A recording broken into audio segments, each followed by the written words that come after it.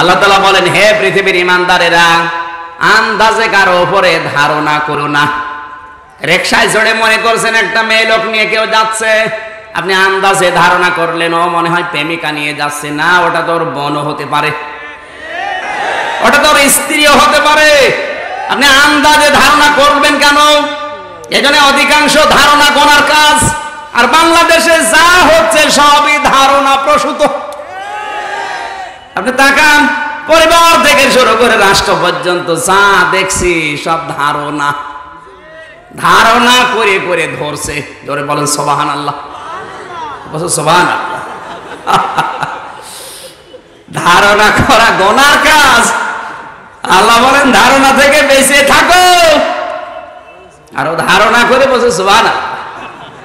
গোয়েন্দাগিরি করা হারাম, একে অন্যের পেছনে দোষ চর্চা করা হারাম, কারো কথা কারো কাছে লাগানো হারাম।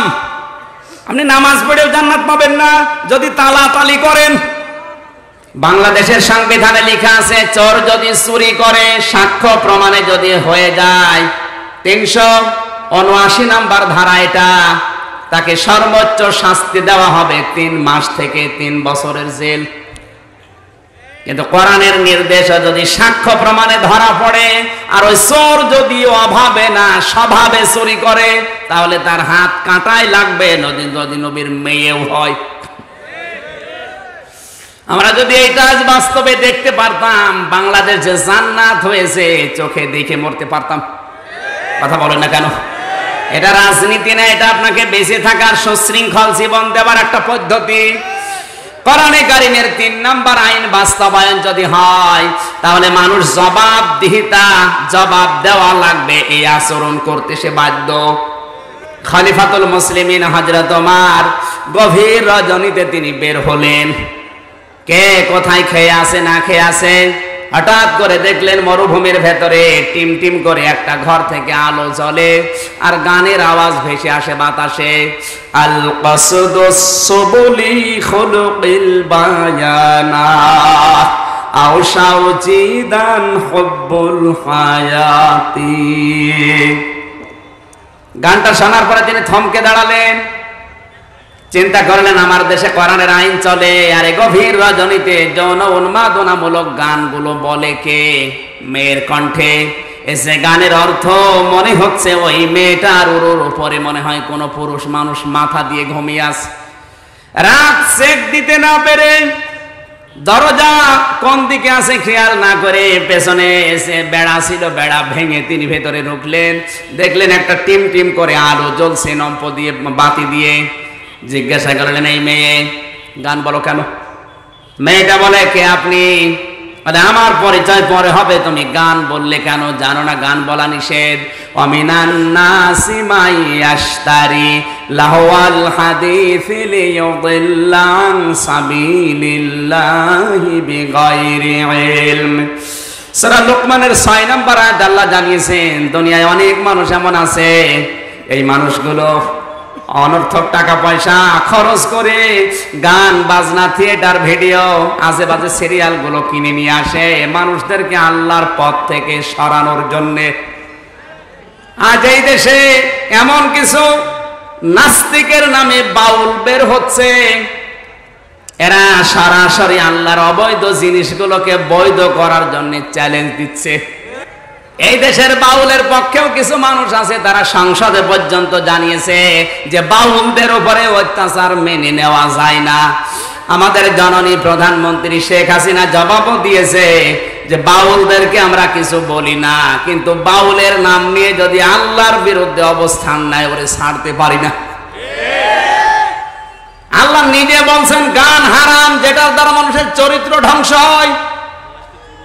আল্লাহ রাব্বুল আলামিন আইন দিয়েছেন, তুমি গান বললে কোন কারণে? মেয়েটা বলে, পথিক আমি গান বলে কোরআনের একটা আইন লঙ্ঘন করেছি। কয়টা?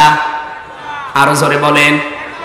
কিন্তু আপনি এই মুহূর্তে আমার ঘরের ভেতরে বেড়া ভেঙে প্রবেশ করে কোরআনের 3টা আইন লঙ্ঘন করেছেন। হযরত ওমর একটু থমকে গেলেন, কি? কোরআনের 3টা আইন আমার লঙ্ঘন হয়ে গেছে। কি কি বলো দেখি? মেয়েটা বলে, পথিক কোরআনে কারিমে আল্লাহ জানিয়েছেন লাইসাল বিররু বিআন তাতুল বুয়ুতা মিন আবওয়াবিহা ওয়া আতুল বুয়ুতা মিন যুহুরিহা। সূরা বাকারার ভেতরে আছে, তোমরা কখনো মানুষের ঘরের দরজা বাদ দিয়ে পেছন সাইড দিয়ে প্রবেশ করবা না। পেছন সাইড দিয়ে প্রবেশ করায় কোনো কল্যাণ নেই। আমার ঘরের নির্ধারিত দরজা আছে, আমি যদি অবৈধ কোনো কাজ করিও আপনি সম্মুখ দিয়ে না এসে পেছন দরজা পেছন জালা আমার বেড়া ভেঙে কেন প্রবেশ করলেন? আপনি জবাব আগে যদি দিতে না পারেন, সকালবেলা আমি খলিফাতুল মুসলিমিনের কাছে আপনার নামে নিজে বিচার দেব। হযরত ওমর চিন্তা করলেন, আমি বিচার দেব কি আমার নামে বিচার দেবে? এবার নরম হয়ে বলছে, মা দ্বিতীয় অপরাধ কি আমার? মেয়েটা বলে, পথিক আপনার দ্বিতীয় অপরাধ আল্লাহ তাআলা কোরআনের সূরা নূরের 26-27 নম্বর আয়াতে জানিয়েছেন, ইয়া আইয়ুহাল্লাযীনা আমানু লা তাদখুলু বুয়ুতান গায়রা বুয়ুতিকুম হাত্তা তাস্তানিসু ওয়া তুসাল্লিমু আলা আহলিহা যালিকুম খায়রুল লাকুম লাআল্লাকুম তাযাক্কারুন। ওহে যারা ঈমানের দাবি করো, নিজের বাড়ি হোক আর অন্যের বাড়ি হোক, আগে সালাম দিবা, অনুমতি নেবা, এরপরে প্রবেশ করবা। আমাদের সামাজিক ব্যবস্থায় কিন্তু এই আইনটা এখন আর চলে না। যার তার বাড়িতে সালাম নেই, অনুমতি নেই, গরুর মতো ঢুকে পড়ছে। এটা যে ফরজ অনেকে জানেই না। এমনকি নিজের মায়ের ঘরে আপনি অনুমতি সালাম ছাড়া যেতে পারবেন না। আপনার মা কি অবস্থা আছে আপনি তো জানেন না, কথা বলছেন না কেন? আমাদের সামাজিক ব্যবস্থায় আল্লাহর এই আইনটা মানার দরকার আছে না নেই? আল্লাহ বলেন নিজের বাড়ি হোক আর অন্যের বাড়ি হোক, সালাম দেবা, অনুমতি নেবা, এরপরে যাবা। এটাই তোমাদের জন্য উত্তম যদি তোমরা এই ওয়াজটা মেনে নাও। ফাইল্লাম তাজিদু ফিহা, যদি কোনো বাড়িতে যাওয়ার পরে সালাম দিলে, অনুমতি নিলে, এরপরও যদি ভেতর থেকে জবাব না আসে, একবার দুইবার তিনবার সালাম দেওয়ার পরে বাড়ি থেকে ফিরে আসো, যাওয়ার দরকার নেই।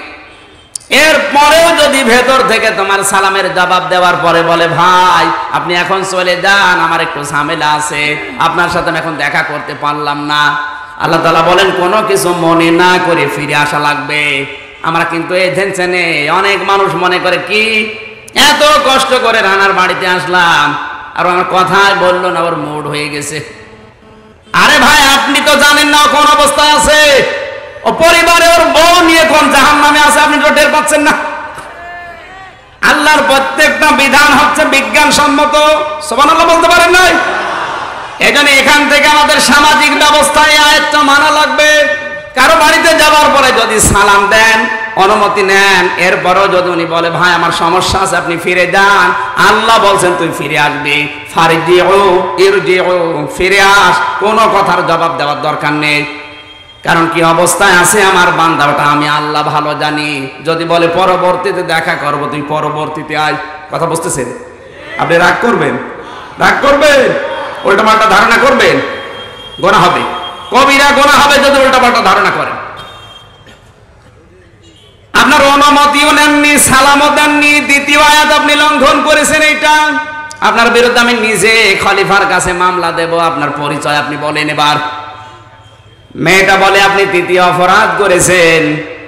কোরআন কারিমে সূরা হুজরাতের 12 নম্বর আয়াতে আল্লাহ জানিয়েছেন, ইয়া আইয়ুহাল্লাযীনা আমানু জিতানিবু কাসীরাম মিনাজ যন্নি ইন্না বা'দাজ যন্নি ইসমু ওয়া লা তাজাসসু ওয়া লা ইয়াগতাব বা'দুকুম বা'দা ইলা আখিরি আয়াত। আল্লাহ তাআলা বলেন, হে পৃথিবীর ঈমানদারেরা, আন্দাজে কারো উপরে ধারণা করো না। রিকশায় চড়ে মনে করছেন একটা মেয়ে লোক নিয়ে কেউ যাচ্ছে, আপনি আন্দাজে ধারণা করলেন ও মনে হয় প্রেমিকা নিয়ে যাচ্ছে, না ওটা তোর বোনও হতে পারে। হ্যাঁ কথা বলেন না কেন? ওটা তোর স্ত্রীও হতে পারে। আপনি আন্দাজে ধারণা করবেন কেন? এজন্য অধিকাংশ ধারণা গোনার কাজ। আর বাংলাদেশে যা হচ্ছে সবই ধারণা প্রসূত। নাম ধরা লাগবে। আপনি তাকান, পরিবার থেকে শুরু করে রাষ্ট্র পর্যন্ত যা দেখছি সব ধারণা, ধারণা করে করে ধরছে। ধরে বলেন সুবহানাল্লাহ। বলছো সুবহানাল্লাহ। ধারণা করা গুনার কাজ, আল্লাহ বলেন ধারণা থেকে বেঁচে থাকো। আরো ধারণা করে বলছো সুবহানাল্লাহ। গোয়েন্দাগিরি করা হারাম, একে অন্যের পেছনে দোষ চর্চা করা হারাম, কারো কথা কারো কাছে লাগানো হারাম। আপনি নামাজ পড়েও জান্নাত পাবেন না যদি তালাতালি করেন।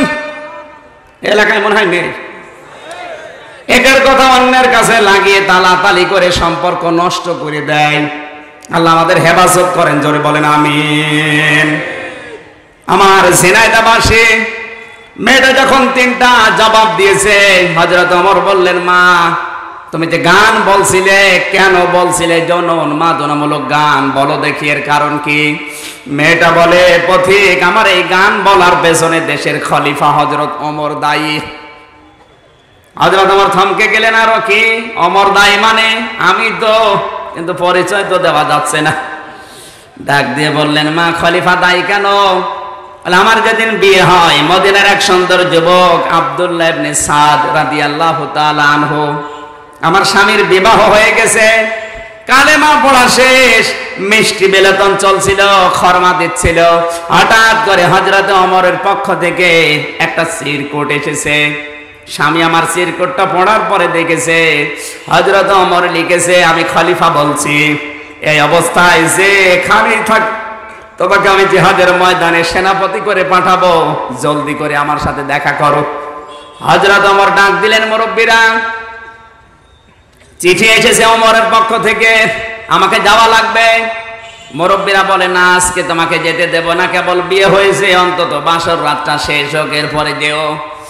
হযরতে সাদ ইবনে আব্দুল্লাহ রাদিয়াল্লাহু তাআলা আনহু বললেন, মুরব্বীরা কোরআনের আয়াত আমাকে সামনে দাঁড়িয়ে ডাকতেছে, ইয়া আইয়ুহাল্লাযীনা আমানু আতিউল্লাহা ওয়া আতিউর রাসূলা ওয়া উলিল আমরি মিনকুম।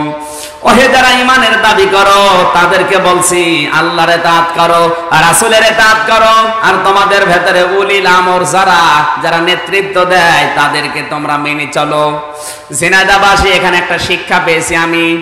এই যে আতিউ, এ ফেল, এই ভার্ব, এই ক্রিয়া, এই শব্দটা আল্লাহ নিজের নামে রাসূলের নামে দিয়েছেন, কিন্তু উলিল আমরের আগে আল্লাহ এবং রাসূলকে মানা লাগবে, কোনো প্রশ্ন করা যাবে না, বলেন।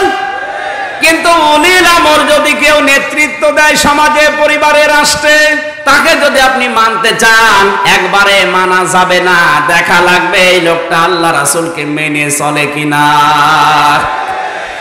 আজ আজটা বাংলাদেশে আছে না, মানে আয়াত আছে কিন্তু আয়াতের কার্যকারিতা নেই।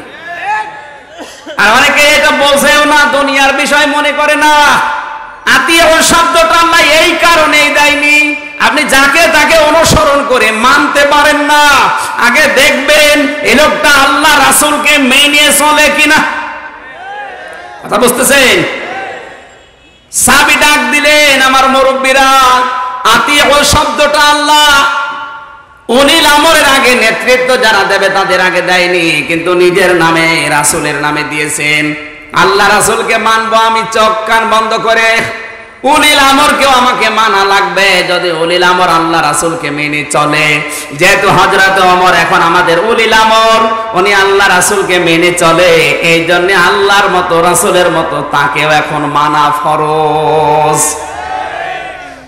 আমার মনে হয় আপনি কথা বোঝার দরকার, বুঝে ফেলেছেন। এরপরও যদি না বোঝার ভান করে থাকেন, আমার কিছু করার নেই। হযরতে সাদ ইবনে আব্দুল্লাহকে বিদায় করে দিলেন। স্ত্রীর কাছে গিয়ে দেখলেন স্ত্রী কোরআনে কারীম তেলাওয়াত করছে। ডাক দিয়ে বললেন, স্ত্রী তেলাওয়াত একটু বন্ধ করো, আমি তোমার স্বামী এসেছি। হযরত ওমর আমাকে জিহাদের ময়দানে পাঠাচ্ছে, যদি ফিরে আসি তোমার সাথে আমার বাসর হবে। চলে গেলেন ওখান থেকে। মেয়েটা বলে, আমার স্বামী আসবে, আশায় আমি সাজগোজ করে বাসর রাতে আবার সাজিয়ে বসে আছি। 4 মাস পরে শুনি কে যেন এসে বলেছে, তোমার স্বামীকে হযরত ওমর ওখান থেকে আর একটা ময়দানে পাঠিয়েছে, মিশনে। আবার 4 মাস অপেক্ষা করলাম, না জানি কখন এসে আমারে ডাক দেয় প্রিয়তমা বলে। কিন্তু দেখি আবার 4 মাস গড়িয়ে গেল, কে যেন এসে আমাকে বলে তোমার স্বামীকে আবার আর একটা ময়দানে মিশনে পাঠিয়েছে। আজ 3-4-12 মাস চলছে। আমার স্বামীর আশায় আজকে আসার দিন আমি সেই জন্য প্রহর গনছিলাম। আমার যৌবনের তাড়না এই গানটা আজ বলছিলাম। এই জন্য গান বলার জন্য আমি একা দায়ী না, এর জন্য দায়ী হযরত ওমর খলিফাতুল মুসলিমিন, তাকেও জবাব দেওয়া লাগবে। হযরত ওমর এক দৌড়ে বাড়িতে গেলেন, নিজের স্ত্রী নিজের মেয়ে হযরতে হাফসাকে ডাকলেন, বললেন মা, একটা মেয়ে বিয়ের পরে কতদিন স্বামী ছাড়া থাকতে পারে? হযরত হাফসা বলেন বাবা কেন?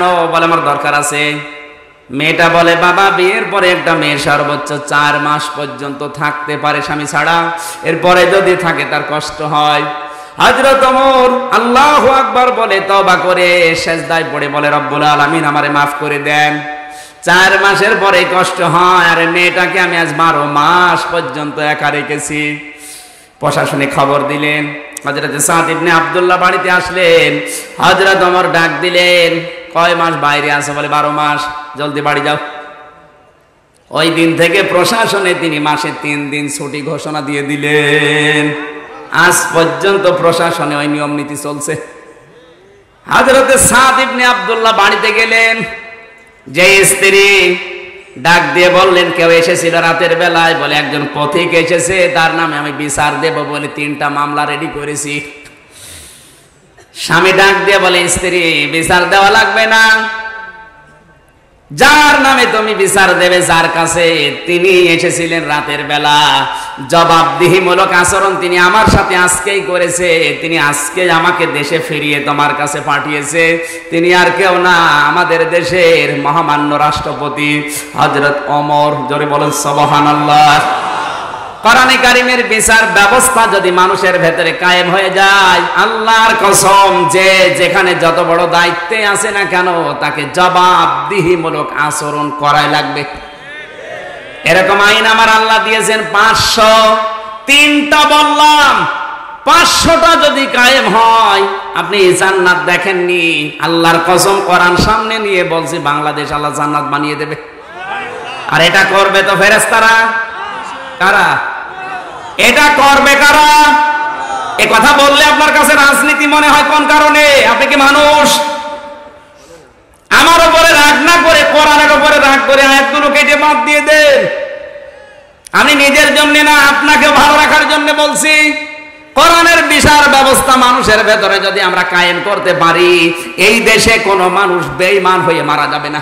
মরণের আগে অন্তত ঈমানটা নসিব হবে, তারপরে মরবে। জোরে বলেন সুবহানাল্লাহ।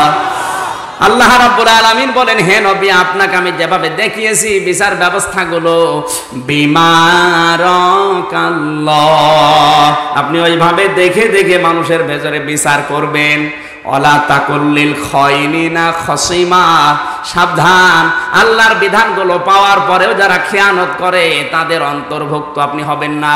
এই আয়াতটা মানতে গিয়ে নিষ্ঠুরভাবে কোরআনের পক্ষে আজ আমাদের কথা বলা লাগে। নাই তো মাটির নিচের কান্নাকাটির কথা আমিও জানি, ও বলে করবো কি? আপনি কাঁদতে কাঁদতে বেহুশ হয়ে গেলেন,